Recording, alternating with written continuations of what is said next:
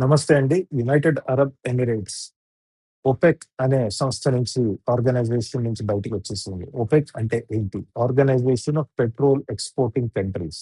అంటే oil generate చేసేటువంటి, ఉత్పత్తి చేసేటువంటి దేశాలన్నీ కలిసి ఒక ఫ్రేమ్‌వర్క్ లేదా ఒక ఆర్గనైజేషన్‌ని పెట్టటం జరిగింది. 1960లో ముఖ్యంగా సౌదీ అరేబియా, కువైట్, వెనిజువేలా ఇలాంటి దేశాలు అన్నీ కలిసి ఒక ఒపెక్ అనే సంస్థ అంటే ఇంధనం ఉత్పత్తి చేసేటువంటి ఎక్స్‌పోర్ట్ చేసేటువంటి కంట్రీస్ అన్నీ కలిసి ఒక ఆర్గనైజేషన్ పెట్టడం జరిగింది. ఇది ఎందుకు చేయటం జరిగిందంటే, కొనుక్కునే వాళ్ళు కాదు, ఉత్పత్తి చేసేవాళ్ళు ధరని నిర్ణయించాలి అని ఈ దేశాలన్నీ దగ్గరకొచ్చి ఈ ఒపెక్ అనే సంస్థని ఏర్పాటు చేయటం జరిగింది.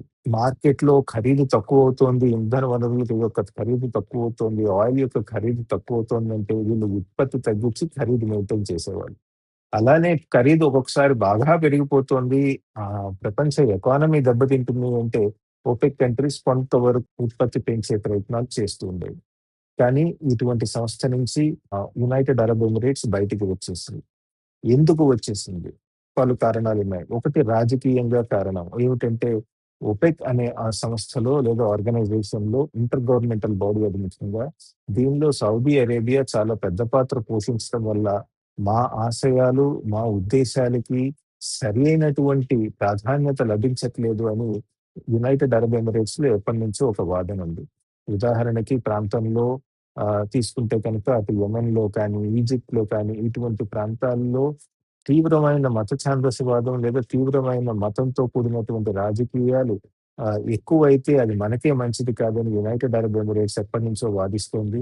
ఆ వాదనకి అనుసరించి ఎక్కడెక్కడైతే తీవ్రమైనటువంటి మత ఛాందసంతో ప్రభుత్వాలు ఏర్పాటు చేయటే ప్రయత్నం జరిగిందో వాటిని ఆపే ప్రయత్నం యునైటెడ్ అరబ్ ఎమిరేట్స్ చేస్తూ వచ్చింది. అది కొంతమంది గల్ఫ్ కంట్రీస్‌కి నచ్చట్లేదని యునైటెడ్ అరబ్ ఎమిరేట్స్ వాళ్ళు గూడా చాలా కాలంగా చెప్పడం జరుగుతోంది. 2 ఇరాన్‌లో జరుగుతున్నటువంటి యుద్ధం తీసుకున్నట్టయితే, అందరికంటే ఎక్కువ మిసైల్స్, డ్రోన్స్ దాడులు జరిగిన దేశం గల్ఫ్ కంట్రీస్‌లో యునైటెడ్ అరబ్ ఎమిరేట్స్ మీదే ఎక్కువ జరిగింది.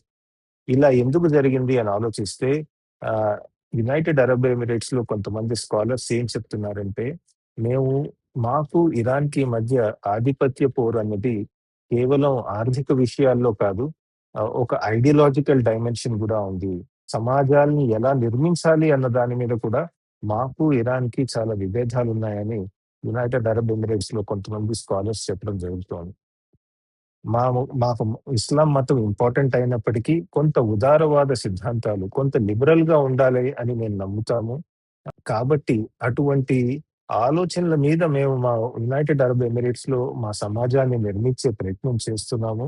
ఇటువంటి ఉదారవాద సిద్ధాంతాల మీద, మతం మీద ఆధారపడినటువంటి ఆలోచన విధానాన్ని మాది ఇరాన్‌తో పోలిస్తే చాలా డిఫరెంట్‌గా ఉంటుంది. మేము కనుక సక్సీడ్ అయితే, మేము కనుక ఇటువంటి సమాజ నిర్మాణంలోనూ, ఆర్థికంగాను, రాజకీయంగాను సక్సీడ్ అయితే, ఇరాన్ యొక్క ఆలోచన విధానానికి అది దెబ్బతీసినట్టుగా ఇరాన్ భావిస్తుంది కాబట్టే, అందరికంటే ఎక్కువ మా మీద దాడులు చేసిందని యునైటెడ్ అరబ్ ఎమిరేట్స్‌లో వాళ్ళు చెప్పటం జరుగుతోంది. మా మీద పెద్ద ఎత్తున దాడులు చేస్తే, సరి అయిన రీతిలో ఇంకాస్త అగ్రెసివ్‌గా మిగతా గల్ఫ్ కంట్రీస్ ఎవరైతే ఉన్నారో వాళ్ళు ప్రతిస్పందించుండాల్సింది. మనమంతా గల్ఫ్ కోఆపరేషన్ కౌన్సిల్‌లో ఉన్నటువంటి కంట్రీస్ అన్నీ కూడా కలిసి ఇరాన్‌కి గట్టి జవాబు ఇవ్వాల్సి ఉండేది. అటువంటి జవాబు ఇవ్వలేకపోయాం కాబట్టి మాకు డిసప్పాయింట్ అయ్యాము అని కూడా వాళ్ళు చెప్పడం జరుగుతోంది. తర్వాత ఈ ఇరాన్ వార్ వల్ల మేము చాలా ఆర్థికంగా నష్టపోయాం. ఇరాన్ అన్నది కేవలం అమెరికన్ బేసెస్ మీద టార్గెట్ చేయలేదు. మా ఎయిర్‌పోర్ట్స్ మీద టార్గెట్ చేసింది. మా టూరిస్ట్ సెంటర్స్ మీద టార్గెట్ చేసింది. మా దేశంలో ఉన్నటువంటి డేటా సెంటర్స్ మీద టార్గెట్ చేసిందని యునైటెడ్ అరబ్ ఎమిరేట్స్‌లో ఉన్న చాలా మంది అఫీషియల్స్ కానియండి, లేదా అక్కడ ఉన్నటువంటి స్కాలర్స్ కానీ చెప్తున్నారు. ఇంత నష్టపోయిన మేము త్వరితగతిన మేము రికవర్ అవ్వాల్సిన అవసరం ఉంది. కాబట్టి వీలైనంత ఎక్కువ ఆయిల్‌ని మేము ప్రపంచ మార్కెట్‌లో అమ్మాల్సిన అవసరం ఉంది. అని యునైటెడ్ అరబ్ ఎమిరేట్స్ వాళ్ళు వాదించడం జరుగుతోంది. మేము ఎక్కువ ఆయిల్ అమ్మాలంటే ఇంటర్నేషనల్ మార్కెట్‌లోకి మేము ఎక్కువ ఉత్పత్తి చేసి ఎక్కువ మార్కెట్‌లోకి తీసుకువెళ్ళాలంటే ఒపెక్ నిర్ణయిస్తున్నటువంటి విధానాలు ఏవైతే ఉన్నాయో వాటిని అనుసరించటం కష్టము.